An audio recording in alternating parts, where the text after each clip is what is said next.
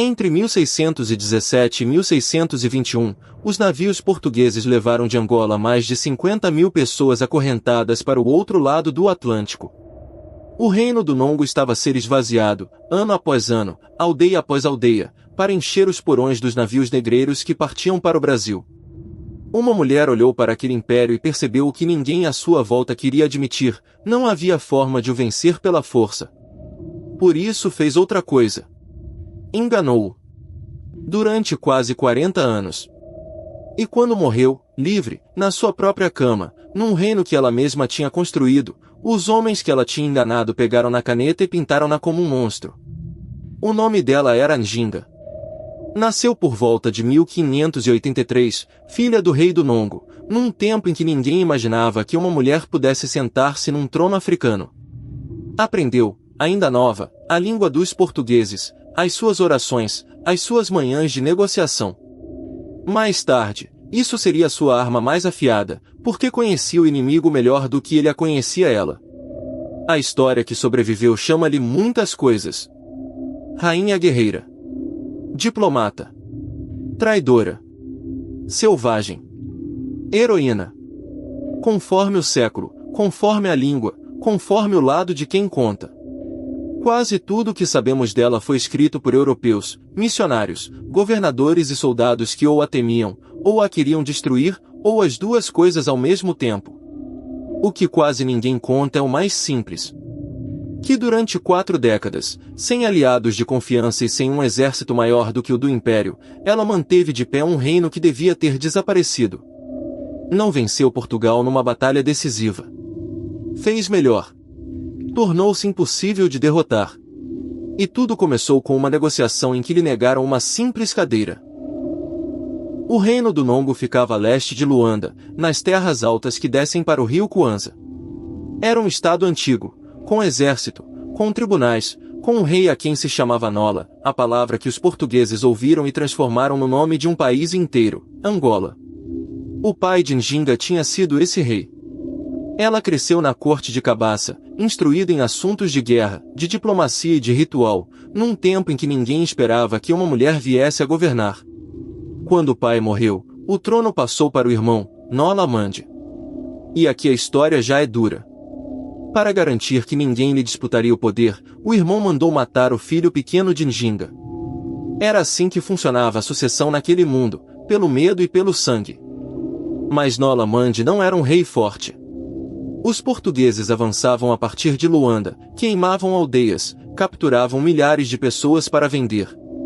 O reino encolhia. As rotas de escravos engoliam famílias inteiras, e cada estação trazia menos gente, menos campos cultivados, menos soldados. O rei, encurralado, não tinha ideias. Então fez aquilo que os homens fracos fazem quando já não sabem o que fazer: chamou a irmã. A mesma irmã cujo filho tinha mandado matar. Pediu-lhe que fosse a Luanda negociar com os portugueses uma paz que ele próprio não conseguia obter. Era um pedido humilhante, e ambos sabiam disso. Njinga aceitou na mesma. Mas não se preparou para ir pedir clemência. Preparou-se para enganar. Em 1622, Njinga entrou em Luanda à frente da sua comitiva, vestida como uma soberana. O governador português, João Correia de Souza, recebeu-a numa sala preparada ao gosto europeu. Havia uma cadeira almofadada para ele. Para ela, mandaram pôr uma esteira no chão. O gesto não era inocente. Sentar no chão, aos pés do governador, era aceitar que era inferior, uma súbdita pedir clemência. Toda a negociação dependia daquele pormenor. Quem se sentava mais alto, mandava. Njinga não se sentou na esteira. Fez sinal a uma das mulheres da sua comitiva. A serva ajoelhou-se, de mãos e joelhos no chão, e Njinga sentou-se sobre as costas dela, à mesma altura dos olhos do governador. Negociou ali, de igual para igual, sobre uma cadeira feita de gente. E conseguiu o que queria. Um tratado que tratava o Nongo como reino soberano, e não como vassalo derrotado. Para selar a aliança, aceitou ser batizada na igreja de Luanda, com o nome cristão de Ana de Souza. O próprio governador foi o seu padrinho. Os portugueses saíram convencidos de que tinham ganho uma aliada e uma cristã. Tinham ganho, na verdade, uma adversária que acabará de estudar de perto exatamente como eles pensavam, como negociavam, e onde estavam as suas fraquezas. Ela tinha sorrido, tinha rezado, tinha assinado. E quase nada daquilo era verdade. 2 anos depois, o irmão estava morto. Veneno, dizem algumas fontes. Talvez por mão dela. Talvez não. Ninguém sabe. O que se sabe é o que ela fez a seguir. Njinga tomou o trono. Não como regente. Não em nome de outro. Como soberana. E logo começaram os sussurros. Uma mulher? A governar o Nongo? Os nobres recusavam. Os portugueses recusavam. O tratado que ela tinha assinado em Luanda foi rasgado assim que perceberam quem ficará no poder. Pense nisto por um momento. Ela tinha negociado de igual para igual. Tinha se baptizado. Tinha feito tudo o que eles pediram. E não serviu de nada. Os portugueses escolheram um rival, um homem chamado Nolari, e declararam-no rei legítimo. A Njinga chamaram usurpadora. Lançaram tropas contra ela. Forçaram-na a fugir da sua própria capital. Foi então que ela percebeu uma verdade fria: enquanto jogasse pelas regras deles, perdia sempre. As regras tinham sido feitas para que ela perdesse. Por isso deitou-as fora. Renunciou ao nome cristão. Abandonou Cabaça. E foi para leste, para terras que ainda não estavam sob domínio português, juntar-se aos guerreiros mais temidos da região, os Imbangala. Aprendeu a fazer a guerra como eles. Sem fronteiras fixas. Sem capital para defender. Sempre em movimento. Aos 40 e poucos anos, a rainha baptizada tinha se tornado outra coisa. Algo que os portugueses não sabiam combater. E ainda não tinham visto nada. O plano de Njinga era simples e brutal: tornar a guerra tão cara para Portugal que deixasse de valer a pena. Conquistou o reino vizinho de Matamba e fez dele a sua base. Para lá abriu as portas a quem fugia dos portugueses, escravos foragidos, soldados desertores, aldeias inteiras em fuga. Cada pessoa que chegava a Matamba era uma pessoa a menos nos navios negreiros, e um par de mãos a mais no exército dela. Quando os neerlandeses tomaram Luanda aos portugueses, em 1641, Njinga aliou-se a eles.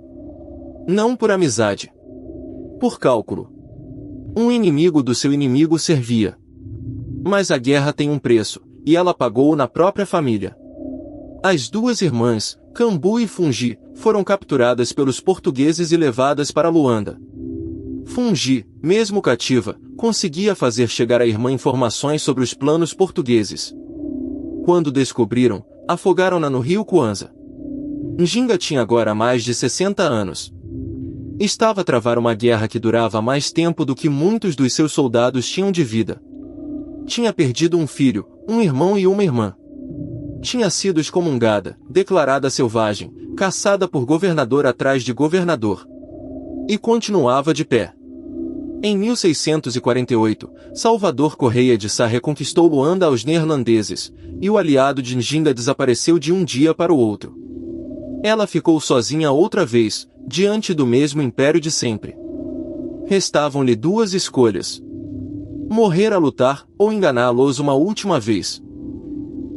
Em 1656, Njinga assinou a paz com Portugal.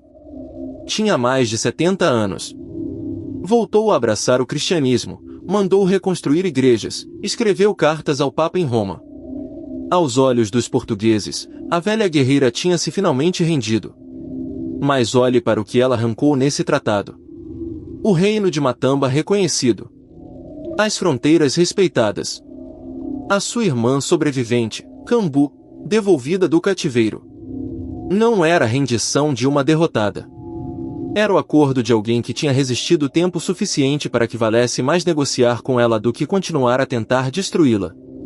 Njinga morreu em paz, na sua cama, em Matamba, a 17 de dezembro de 1663. Tinha cerca de 80 anos. Nenhum português a venceu. Nenhum exército a capturou.